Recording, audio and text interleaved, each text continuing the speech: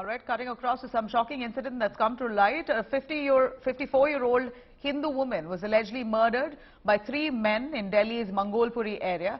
The 3 men, said to be Muslims, allegedly killed the woman, who have been identified. The woman has been identified as Meena. Her body was buried at a cemetery nearby. The Delhi police recovered Meena's body on Wednesday. Meena was missing since January 2nd, whose complaint was filed in Mangolpuri police station, and the police was on the lookout for her. Meena was allegedly killed by Mobin, Rehan and one of their accomplices. All the 3 accused currently in police custody. इन्होंने उसकी missing की application, missing की report लिखी है। FIR नहीं लिखी थी उस टाइम पे उन्होंने। एफआईआर तो बाद में लिखी है जब उसका कांड हो चुका है। और 3 बंदे पकड़े गए थे। उन तीनों में से किसी का भी कुछ उनसे उन्होंने पूछा था, कुछ नहीं करी है। अब वो जाने वाले तो चली गई।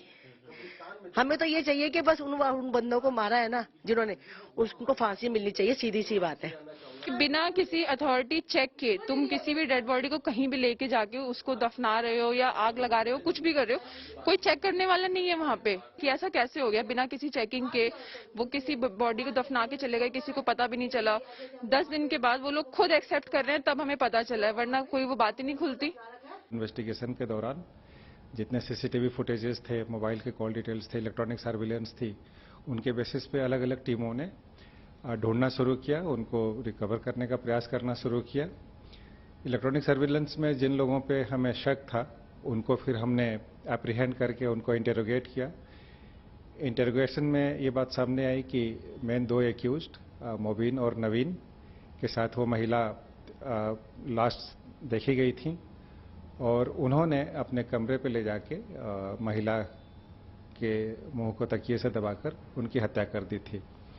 हत्या की वजह यह थी कि महिला ब्याज पे पैसे देने का काम करती थी और रेहड़ी पटरी वाले या 3 व्हीलर ड्राइवर्स, बार्बर्स वगैरह उनसे लोन लेते रहते थे और वापस करते थे। इन दोनों के ऊपर काफ़ी ज़्यादा लोन हो गया था और महिला नए लोन देने के पहले पुराने लोन वापस करने की बात कह रही थी, जिससे ये परेशान थे और चाह रहे थे कि लोन वापस नहीं करना पड़े।